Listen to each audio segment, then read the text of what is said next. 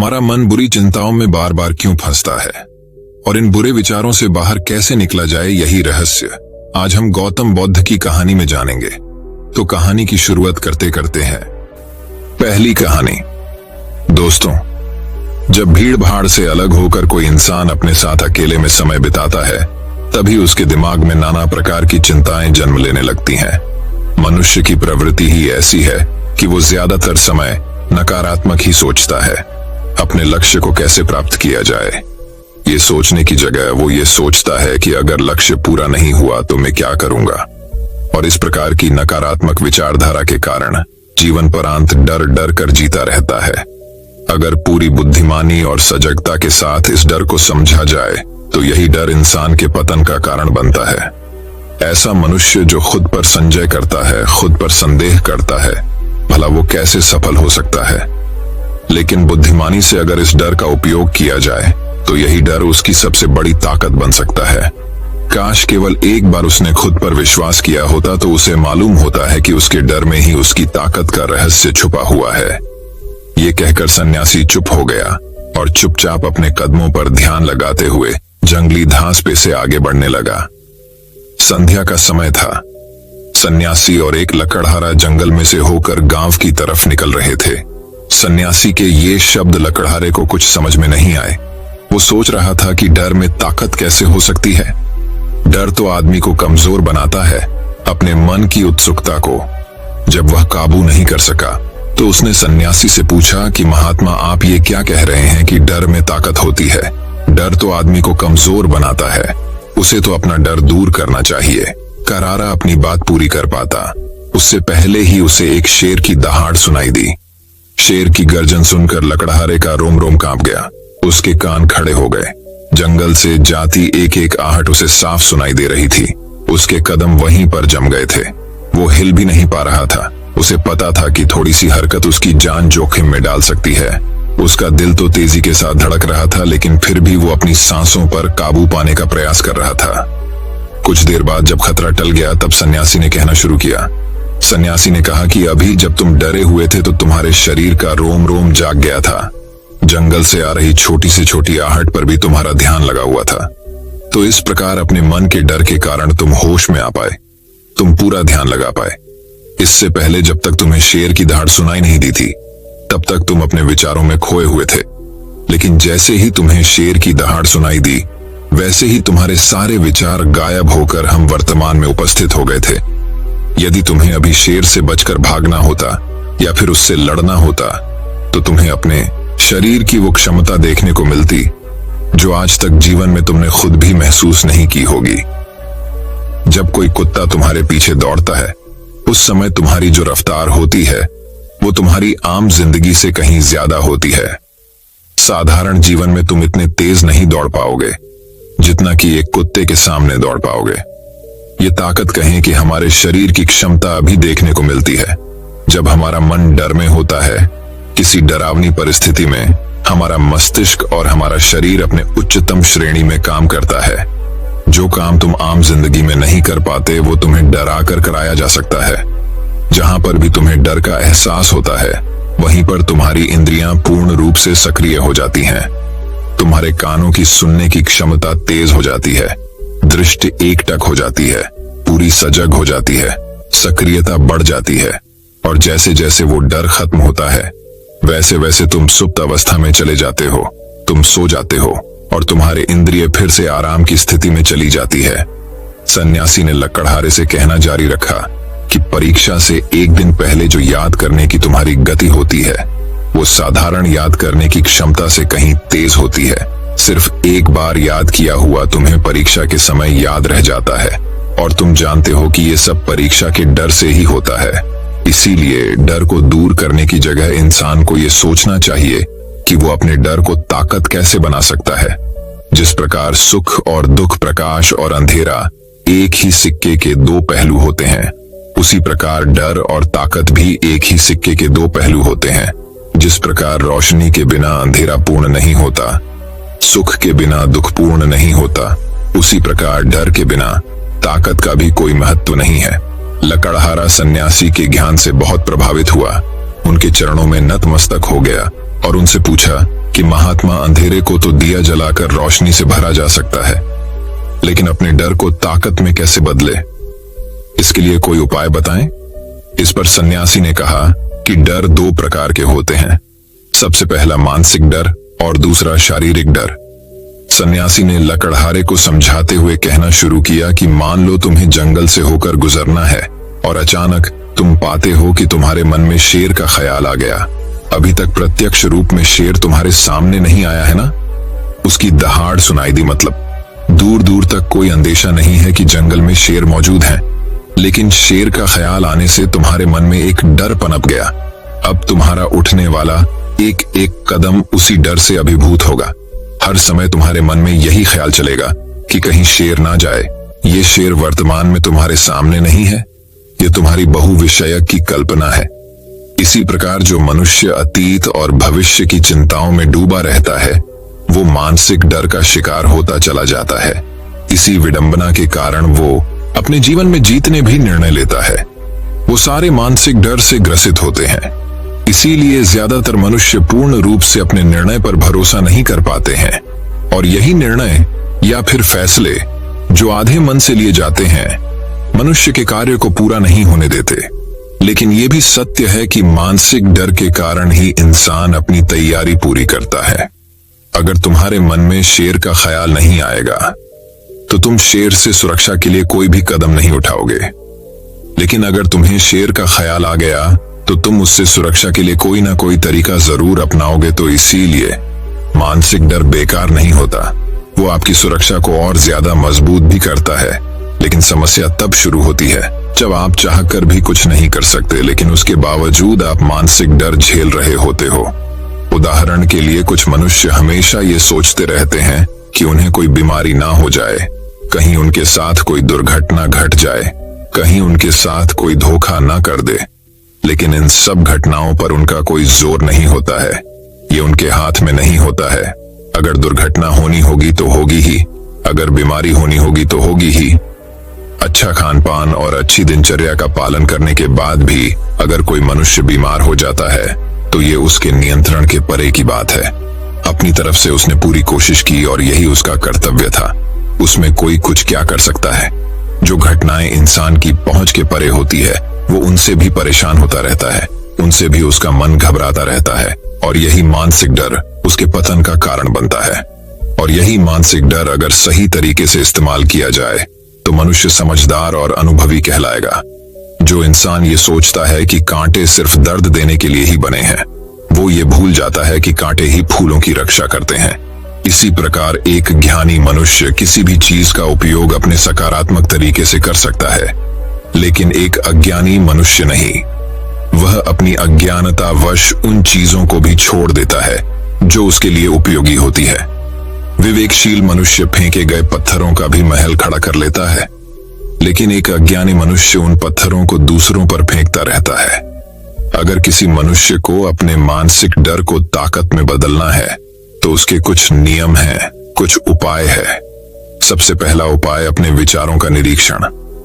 अगर हम अपने जीवन में अपने विचारों का निरीक्षण करेंगे तो हम पाएंगे कि ज्यादातर विचार हमारे काल्पनिक होते हैं, और इसीलिए जो डर उन विचारों के कारण पनपता है वो भी काल्पनिक होता है।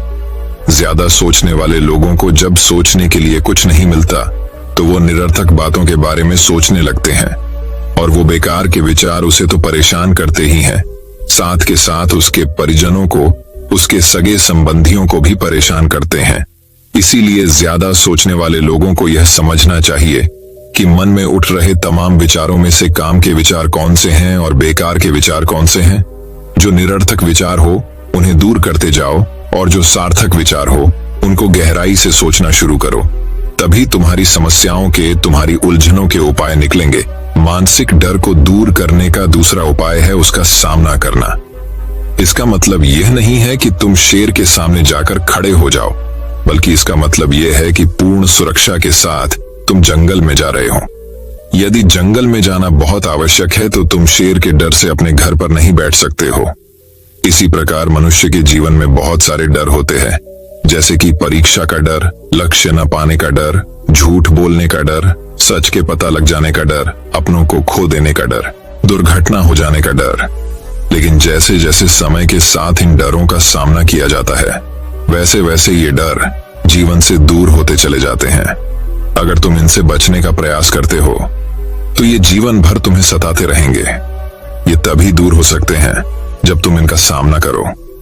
कुछ लोगों को तो दूसरों के सामने खुलकर बात करने में भी डर लगता है। ऐसे लोगों को अनजान लोगों से बात करनी चाहिए। जितना वो लोगों से बात करेंगे उतना उनके मन का डर दूर होता जाएगा।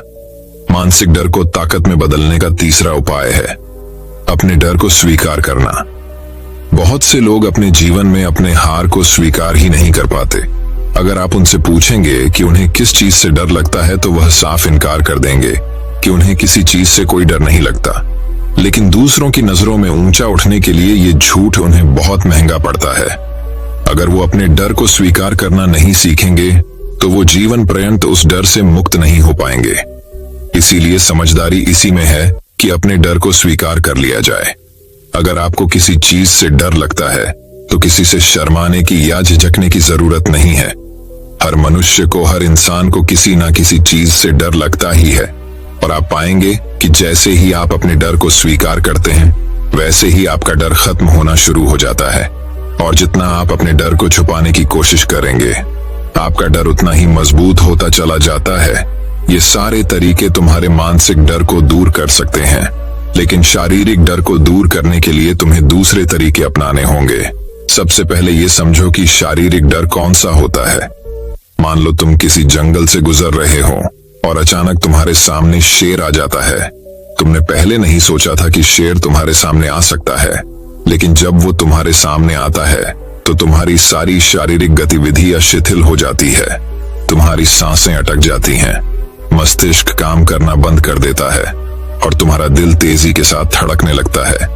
तो इसीलिए जब बिन सोची बात हमारे साथ घटित होती है तो हमारा शरीर उस डर को महसूस कर पाता है और वही सारा डर कहलाता है। ऐसे समय में शारीरिक डर को दूर करने के कुछ उपाय और कुछ तरीके हैं। सबसे पहला उपाय तो यही है कि अपने ऊपर संयम रखें। जब किसी मनुष्य के साथ बिन सोची बात घटती है तो सबसे पहले उसका संयम टूट जाता है और संयम टूटने के साथ उसका मस्तिष्क काम करना बंद कर देता है और इसी वजह से सोचने और समझने की प्रक्रिया भी रुक जाती है, क्योंकि हमारा शरीर उसी प्रकार कार्य करेगा। इस प्रकार हमारा मस्तिष्क उसे निर्देश देगा। अगर मस्तिष्क की सोचने समझने की शक्ति खत्म हो गई तो हमारा शरीर भी शिथिल हो जाता है। तो इसीलिए अगर कठिन समय में मनुष्य अपने ऊपर संयम रखता है तो उसका मस्तिष्क सही तरीके से काम करता है और वो सही निर्णय लेकर उस परिस्थिति से तत्काल बाहर आ सकता है। यहाँ पर दूसरा उपाय समझने का ये है कि जीवन में कुछ भी घटित हो सकता है। जीवन बड़ा चमत्कारिक होता है। वो हमारी सोच के अनुरूप नहीं चलता, बल्कि उसमें कुछ भी हो सकता है और यही जीवन की खूबसूरती होती है। अगर आपको आज ही पता चल जाए कि आने वाले 10 साल तक अब क्या कर पाएंगे तो आपकी जीवन में से रुचि खत्म हो जाएगी। लेकिन अगर जीवन एक रहस्यमयी किताब की तरह बना रहेगा तो आप अपने जीवन से कभी नहीं थकेंगे। आपका जीवन आपको आश्चर्यचकित करता रहेगा। इसीलिए यह समझो कि जीवन में कुछ भी घटित हो सकता है। तुम्हारी सोच से परे भी घटित हो सकता है। इसीलिए कुछ अनुमान मत लगा लेना किसी सोच को लेकर। सन्यासी ने अपनी बात खत्म करते हुए कहा कि इन तरीकों से तुम अपने मानसिक और शारीरिक डर को दूर कर सकते हो और आनंद से भरा हुआ जीवन जी सकते हो। मित्रों, कई बार हमारे जीवन ऐसा समय आता है जब हम परेशानियों से गुजर रहे होते हैं। यही वो समय है जब एक इंसान की असली परीक्षा होती है। ज्यादातर लोग अक्सर इस समय में टूट जाते हैं और अपने धैर्य को खो देते हैं। लेकिन इंसान को चाहिए कि वो ऐसे समय में विवेक से काम लें, अपनी शक्तियों को न भूलें और तनिक भी घबराएं नहीं, क्योंकि चाणक्य ने कहा है कि इंसान का साहस ऐसी चीज है जो हर समस्या को हरा सकता है। दोस्तों सुनिए, बहुत समय पहले की बात है। जंगल में एक गधा रहता था। एक बार गधा जंगल में घास चर रहा था। अचानक वहां एक भेड़िया आता है। वो भेड़िया सोचता है कि क्यों ना आज इस गधे का शिकार किया जाए। काफी तंदुरुस्त गधा है और ज्यादा मांस भी होगा तो 2-3 दिन का काम हो जाएगा। यही सोचकर वो गधे के पास जाता है और बोलता है, अरे गधे, तेरे दिन अब खत्म हुए, मैं तुम्हें खाने जा रहा हूँ। अचानक गधा हक्का बक्का रह जाता है और बुरी तरह घबरा जाता है। फिर भी वह साहस नहीं छोड़ता। फिर कुछ सोचकर भेड़िए से बोलता है, आपका स्वागत है श्रीमान। मुझे कल साक्षात भगवान ने सपने में आकर कहा था कि कोई बड़ा दयालु और बुद्धिमान जानवर आकर मेरा शिकार करेगा और मुझे इस दुनिया के बंधन से मुक्त कराएगा। मुझे लगता है कि आप ही वो दयालु और बुद्धिमान जानवर हैं। भेड़िया सोचता है कि वाह, ये तो खुद ही मेरा शिकार बनने को तैयार है, ज्यादा मेहनत भी नहीं करनी पड़ेगी इसको मारने में। लेकिन गधा फिर बोलता है, लेकिन महाराज, मेरी एक आखिरी इच्छा है। मैं चाहता हूं कि आप मुझे खाने से पहले मेरी आखिरी इच्छा जरूर पूरी करें। भेड़िया बोला, हाँ हाँ, क्यों नहीं, कहो क्या है तुम्हारी आखिरी इच्छा। गधा विनम्रता से बोला, महाराज, मेरे पैर में एक छोटा पत्थर फंस गया है, क्या आप उसे निकल देंगे। भेड़िया खुश होकर बोला, वाह, इतना सा काम अभी करता हूं, कहाँ है पत्थर। फिर भेड़िया गधे के पीछे जाकर जैसे ही उसके पैर के पास गया, गधे ने भेड़िए के चेहरे पे इतनी जोर से लात मारी कि भेड़िया बहुत दूर जाकर गिरा। फिर उसके बाद गधा पूरी ताकत के साथ वहां से भाग निकला। मित्रों, ये एक कहानी मात्र नहीं है। इस कहानी में आपकी बहुत सारी समस्याओं का हल छिपा है। आप चाहें तो भेड़िए रूपी परेशानियों के आगे हार मान सकते हैं या उन परेशानियों को अपने साहस के दम पर हरा सकते हैं। हर इंसान के अंदर कुछ ना कुछ विलक्षणता जरूर होती है और परेशानियां तो जीवन का एक मुख्य हिस्सा है। कोई अमीर हो या गरीब, छोटा हो या बड़ा, परेशानियां तो सबको आती है और आपके अंदर वो क्षमता भी है जो समस्याओं को हरा सकती है। बस जरूरत है तो हिम्मत दिखाने की, साहस से काम लेने की। परेशानियां बड़ी नहीं होती हैं, बल्कि हमारे विचार ही समस्याओं को बड़ा या छोटा बनाते हैं। मित्रों, इस कहानी के माध्यम से यही शिक्षा मिलती है कि हर परेशानी का हल जरूर होता है। बस हिम्मत ना हारिए और विवेक से काम लीजिए। तो दर्शकों, अब हम हमारे दूसरे कहानी की शुरुआत करते हैं। दूसरी कहानी, चिंता छोड़ो खुशी से जियो। एक गुरु का शिष्य बहुत बातूनी था।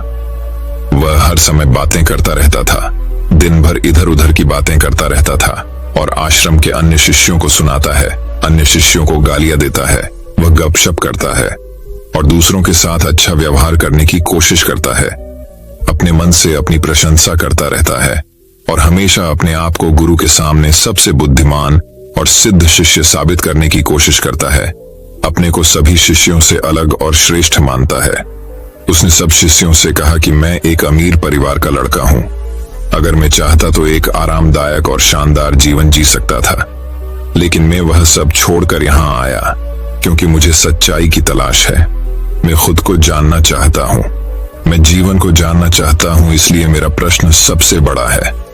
एक दिन पुजारी ने सभी शिष्यों को आश्रम में बुलाया और कहा कि आप सभी को अगले 1 महीने तक कुछ संकल्प लेना है। इससे आपका संकल्प मजबूत होगा और आप में आत्मबल का संचार होगा। आप सभी अपनी क्षमता के अनुसार कोई भी संकल्प ले सकते हैं और 1 महीने के पहले आप में से जो कोई भी अपने संकल्प को भंग करता है, वह अपनी पुरानी दिनचर्या में वापस चला जाता है। सभी शिष्यों ने अपनी शक्ति के अनुसार बड़े या छोटे संकल्प लिए और गुरु को अपना संकल्प बताकर वहां से चले गए। लेकिन बातूनी शिष्य अपने को सबसे अलग और बड़ा दिखाना चाहता था। तभी वह गुरु की झोपड़ी में पहुंचा और बोला कि मुझे कोई छोटा संकल्प नहीं करना है, बल्कि अपने जैसा कोई बड़ा और महान संकल्प करना है। कृपया बताएं कि मैं कौन सा संकल्प लूं। उस बातूनी शिष्य की बात सुनकर गुरु मुस्कुरा दिए और कहा, क्या तुम मेरे द्वारा दिए गए संकल्प को पूरा कर पाओगे? क्या तुम्हारे लिए उसे पूरा करना संभव होगा? नहीं, ये तुम्हारे लिए संभव नहीं है। तुम इसे पूरा नहीं कर सकते तो अपना संकल्प खुद खोजो। शिष्य ने कहा, नहीं गुरु, मैं पूरा करूंगा। आप मुझे जो भी संकल्प दें, आप कृपया मुझे बताएं। शिक्षक ने कहा, ठीक है, फिर आप अगले महीने चुप रहेंगे, मुंह से एक शब्द भी नहीं निकलेगा, वह आपका संकल्प है। शिष्य ने कहा, गुरुजी, क्या यह संकल्प है? यह बहुत आसान है, केवल 1 महीने के लिए चुप रहना है। मुझे एक बड़ा संकल्प दे जो मेरे श्रेय के योग्य है, जिसे पूरा करने में मुझे परेशानी हो रही है। गुरु ने कहा, पहले आप इस संकल्प को पूरा करें। शिष्य ने गुरु की आज्ञा का पालन किया। वह उसी समय चुप हो गया और मुड़ा और झोंपड़ी से बाहर चला गया। उसे चुप रहना बहुत आसान लगा। उसने किसी तरह चुपचाप एक दिन बिताया, लेकिन दूसरे दिन से उसके मन में न बोलने का बोझ बढ़ने लगा। तीसरे दिन उन्हें भारीपन महसूस होने लगा और चौथे दिन एक अजीब सी बेचैनी होने लगी, क्योंकि आश्रम के सभी शिष्य आपस में बात कर रहे थे। वह भी उनके सामने अपना पक्ष रखना चाहता था और उनकी बात बंद करना चाहता था, लेकिन उसका निश्चय उसके रास्ते में आ खड़ा हुआ। इसीलिए वह सारा दिन केवल मुंह और आंखें ही बनाता रहा। ऐसे ही कुछ दिन और बीत गए और शिष्य बीमार पड़ गया। उसका सिर फटने वाला था, खाने पीने का भी मन नहीं करता था, वह बस बोलना चाहता था। वह मास्टर जी के पास गया और उनके सामने बैठ गया और उन्हें लिखकर कहा, मास्टर जी, मुझे बोलना है, बिना कहे मुझे सांस नहीं आ रही है, मेरा दम घुट रहा है, मैं अंदर से पागल हो रहा हूँ। मैं क्या कर सकता हूँ? क्या मुझे अपने संकल्प तोड़ देने चाहिए? मास्टर जी ये पढ़कर मुस्कुराए और कहा कि संकल्प तो टूटने के लिए होते हैं, लेकिन जो व्रत को पूरा करता है वही अपने भीतर की शक्ति को बढ़ा सकता है, और जो अपनी आंतरिक शक्ति को बढ़ा लेता है वही जीवन के पथ पर आगे बढ़ता है। बुद्धि और जागृति, संकल्प लेना आपके हाथ में था और उसे तोड़ना आपके ऊपर है। आपके अनेक सह शिष्य संकल्प तोड़कर अपनी दिनचर्या में लौट आए हैं। अगर आप ऐसा नहीं कर पा रहे हैं तो आप अपने संकल्प को तोड़ भी सकते हैं और अपनी पुरानी दिनचर्या में वापस जा सकते हैं। लेकिन याद रहे, अगर आज आप इस छोटे से संकल्प को संभाल नहीं पा रहे हैं तो बाकी जिंदगी कैसे संभालोगे? मुझे शक है बाकी फैसला पूरी तरह तुम्हारे हाथ में है। वैसे भी फैसला पूरी तरह तुम्हारे हाथ में वो बिना कुछ कहे वापस चला जाता है और खुद को अपनी झोपड़ी में बंद कर लेता है। झोपड़ी से बाहर आ जाते थे केवल अपने आवश्यक कार्यों के लिए, बाकी समय वह कुटिया के अंदर ही बैठा रहता था। 15 दिन बीत चुके थे और आश्रम के सभी छात्रों का संकल्प लगभग टूट चुका था, लेकिन उस बातूनी शिष्य का संकल्प अभी भी चल ही रहा था कि प्रतिज्ञा लेने के बाद से वह एक शब्द भी नहीं बोला। पूरा आश्रम हैरान था कि इतना बोलने वाला आदमी चुप कैसे हो गया। 15 दिन बाद वह अपने मालिक के पास गया और लिखित में कहा कि हे मालिक, मैं बाहर से चुप हूं, लेकिन मेरे अंदर कई आवाजें हैं, बहुत रोना और शिकायत है। मैं अंदर ही अंदर बात करता रहता हूं, मेरा मन तरह तरह के सवाल करता रहता है। बाहर से जितना शांत हूं, भीतर उतना ही कोलाहल है। मुझे संदेह है कि मेरा संकल्प अभी भी कायम है या नहीं, क्योंकि आपको बोलने की आदत है। आप बाहर से भले ही खामोश हों, लेकिन अंदर ही अंदर कहते रहते हैं कि आपको इन बातों और आवाजों से दूर जाना होगा। शिष्य गुरु को प्रणाम करके चला जाता है और भोर होते ही वह अपनी कुटिया छोड़कर जंगल में चला जाता है। कई दिन बीत जाते हैं और संकल्प का समय भी पूरा हो जाता है, पर वह शिष्य वापस नहीं आता। आश्रम में सभी को डर था कि जंगली जानवरों ने उसे खा लिया है। इस दौरान लोगों ने उसे खोजने का काफी प्रयास किया, लेकिन वह कहीं नहीं मिला। गुरु के सभी शिष्यों ने स्वीकार किया था कि जंगली जानवरों ने उन्हें अपना शिकार बनाया है, लेकिन मास्टर जी को ऐसा नहीं लगा। एक दिन आश्रम का एक शिष्य गुरु के पास आया और बोला, गुरुजी, बातूनी शिष्य को क्या हुआ? जानवरों ने मार डाला होगा। मालिक ने कहा, हो सकता है जानवरों ने उसका शिकार किया हो, लेकिन उसके न लौटने का कोई और कारण हो सकता है। हो सकता है कि वह जिस चीज के लिए वहां गया था वह मिल गया हो। शिष्य ने पूछा कि क्या ज्यादा बोलना हानिकारक है? गुरु ने कहा, यह भी मानव जीवन के कई दुखों में से एक है कि वो कभी चुप नहीं रह सकता। वो हमेशा कुछ ना कुछ कहता रहता है। हमारा आधे से ज्यादा दुख हमारे अकेले बोलने से होता है। ज्यादातर परिवारों के झगड़े की वजह हमारी बेवजह की बातें होती हैं। हम में से कोई भी चुप नहीं रहना चाहता। हम सिर्फ सामने वालों से कहना चाहते हैं। जो कुछ भी हमारे मन में है हम उसे समझाना चाहते हैं कि आप गलत हैं और मैं सही कहां तक उचित है, क्योंकि दूसरा भी वही कर रहा है। और इस तरह सब एक दूसरे का सड़ा गला सामान ले रहे हैं, तो समय के साथ साथ उन्हीं बातों की परतें गिनते रहते हैं और एक दूसरे को सुनाते रहते हैं। इस तरह सुनने सुनाने का यह काम जीवन भर चलता रहता है। लेकिन इस अज्ञानता में हम अपना समय, अपना जीवन, अपनी समझ और सबसे महत्वपूर्ण वह अनमोल क्षण खो देते हैं जिसे जिया जा सकता है, जिसका अनुभव किया जा सकता है, जिसमें आनंद पाया जा सकता है। लेकिन बदले में हमें क्या मिलता है? कुछ भी नहीं, सब व्यर्थ जाता है। हम इस पागलपन में क्या खो चुके हैं, केवल कुछ लोगों को पता चलता है, बाकी लोगों को उनके आने का पता नहीं है। जैसे उन्हें उनके जाने का पता नहीं है। शिष्य ने कहा, फिर क्या इसका समाधान है? गुरु ने कहा कि आपके विचारों को पूरी जागरूकता के साथ देखना ही सभी मानसिक समस्याओं से बचने का एकमात्र तरीका है। एक व्यक्ति अपने दैनिक कार्य करने के साथ साथ जागरूकता का अभ्यास कर सकता है और एक जीवन भी जी सकता है, मानसिक रूप से स्थिर और सुखी जीवन। आप चाहें उस बातूनी शिष्य को आश्रम छोड़े हुए महीने बीत चुके थे पर उसका कोई समाचार न था। अब तक सब सह शिष्य भी उसके लौटने की आशा छोड़ चुके थे, लेकिन एक दिन वह आश्रम लौट आता है। उसे देखकर सभी चकित और प्रसन्न हुए, लेकिन अब वह छोड़ने वालों में से नहीं था। वह कुछ और के रूप में वापस आया था। उसमें एक अजीब परिवर्तन महसूस किया जा सकता था। उसके चेहरे पर एक अजीब सा भाव था और उसकी आंखों में बड़ा सुकून था। आश्रम में आते ही सभी शिष्यों ने उन्हें चारों ओर से घेर लिया और बात करने लगा। उसने अपने भाइयों से भी बात करना शुरू कर दिया।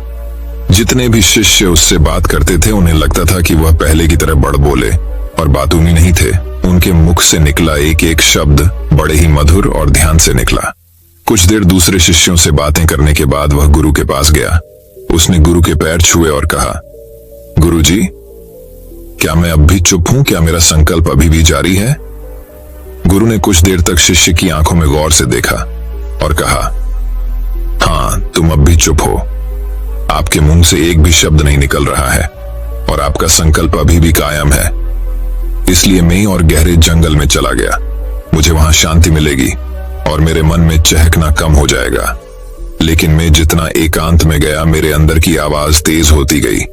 मुझे अपने अंदर की पुरानी आवाजें सुनाई देने लगीं। तब मुझे एहसास हुआ कि मैं कितना गलत था।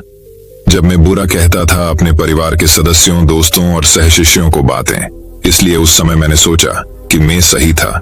जब मैं गुरु भाइयों की चुगली करता था और उनका मजाक उड़ाता था, तब भी मुझे लगता था कि मैं उनसे बेहतर हूं और मैं सही कर रहा हूं। लेकिन उस दिन मुझे पहली बार लगा कि मैं कितना गलत हूं।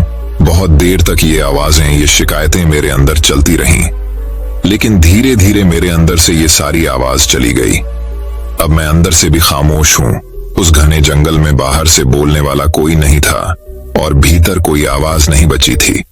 उस दिन पहली बार मुझे मौन का सही अर्थ समझ में आया। कितनी शांति थी मेरे आसपास। हालांकि अभी भी कुछ आवाजें थीं जो पहले आती थीं, लेकिन मैं उन्हें नहीं सुन सकता था। लेकिन अब मैं उन सभी आवाजों को स्पष्ट रूप से सुन सकता था। जो हवा की आवाज, पक्षियों के चहकने की आवाज, बहते पानी की आवाज, भौरों की गुनगुनाहट की आवाज मैंने पहली बार पूरे होश में सुनी। मैंने अपने आसपास इतनी शांति कभी महसूस नहीं की। आप पहली बार हैं जब मैंने शांति भंग करने के लिए अपने मुंह से एक शब्द निकाला है। मैं चिल्लाया हूं, हे भगवान, ये किस प्रकार की शांति है? सब कुछ इतना शांत क्यों है? क्या हुआ? लेकिन मेरे चिल्लाने पर भी शांति भंग नहीं हुई। सब कुछ वैसा ही है जैसा बाहर पहले भी सन्नाटा था और अंदर भी। हे मालिक, मैंने अपने गुरु भाइयों से बात की, मैंने आपसे बात की।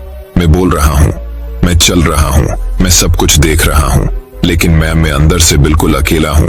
मैं चुप हूं, भीड़ में भी हूं। मैं अकेला हूं और अंदर से अकेला हूं। मैं तब भी अकेला हूं जब मैं अपने आप में शोर मचाना चाहता हूं। अब सब कुछ दिखाई देता है, सब कुछ सुना जाता है। गुरु ने कहा, जब तक बाहर बातें करते रहेंगे, भीतर अशांति होगी। जिस दिन हम अपने भीतर की ओर मुड़ेंगे तो हमारे मुंह से जो भी निकलेगा, हम शांत रहेंगे। दुनिया में जितनी भी बुराइयां हैं, वे ज्यादातर हमारे बोलने से ही पैदा होती हैं, क्योंकि हम चुप नहीं रहना चाहते। हम जरूरत से ज्यादा बात करते हैं। हम दूसरे व्यक्ति की बात नहीं सुनना चाहते हैं, बल्कि चाहते हैं कि वह बात करना बंद कर दें। हम उसे बताना चाहते हैं कि मैं कौन हूं। हम उसे अपनी सारी क्षमताएं दिखाना चाहते हैं। बस यही हमारे जीवन का उद्देश्य रह जाता है। कभी एक दूसरे को सुनना नहीं चाहते, समझना नहीं चाहते। उन्होंने कभी चुप रहना नहीं सीखा, क्योंकि खामोश रहने से ही वो खुद को छोटा महसूस करते हैं। दुनिया के सारे युद्धों की वजह हमारी ही बोलती है। इसलिए हमें उतना ही बोलना चाहिए जितना जरूरी हो, क्योंकि बेकार की बातें करने से ऊर्जा बर्बाद होती है और बोलने से हम कभी अंदर की ओर नहीं मुड़ते, क्योंकि वो हमें बाहर की ओर खींचती रहती है। और क्या क्या इस दुनिया के अलावा कोई बाहर है? लेकिन अगर हम अपने भीतर की दुनिया की ओर मुड़ना चाहते हैं तो इस मुंह को बंद रखना चाहिए इसलिए जो सभी प्रबुद्ध हो गए हैं एकांत की ओर भागे, ताकि उन्हें ज्यादा न बोलना पड़े न ज्यादा सुनना पड़े। वे अकेले रहें और शांत रहें, ताकि वे आसानी से भीतर की यात्रा कर सकें। लेकिन कोई चाहे तो इस दुनिया में रहकर भी एकांत में रह सकता है, शांत रह सकते हैं, लेकिन इसके लिए उन्होंने अपनी ऊर्जा बचाई होगी, जिसे वे व्यर्थ की बातों में बर्बाद कर रहे थे। दोस्तों, इस कहानी की सीख यह है कि व्यर्थ बोलने से आपकी ऊर्जा नष्ट होती है, और ऐसा कहना हमें वापस भीतर नहीं जाने देता, क्योंकि यह हमें बाहर की ओर झुकाए रखता है। और जो अपने भीतर की यात्रा करना चाहते हैं उन्हें अपना मुंह बंद रखना चाहिए। दोस्तों, मैं उम्मीद करता हूं कि यह कहानी सुनने से आपके जीवन में अच्छे बदलाव आए होंगे। आपको इस वीडियो से क्या सीखने मिला, ये कमेंट करके जरूर बताइए, और अपने परिवार, दोस्तों या आपके करीबी इंसान के साथ ये कहानी शेयर करके उन्हें भी इस ज्ञान से परिचित करवाए। बाकी अगर आपको यह वीडियो दिल से अच्छी लगी हो तभी इस वीडियो को लाइक कर देना, और आपने अब तक इस चैनल को सब्सक्राइब न किया हो तो चैनल को सब्सक्राइब भी जरूर कर देना। आपका हर दिन शुभ हो और खुशियों से आपका जीवन भरा रहे। धन्यवाद। नमो बुद्धाय।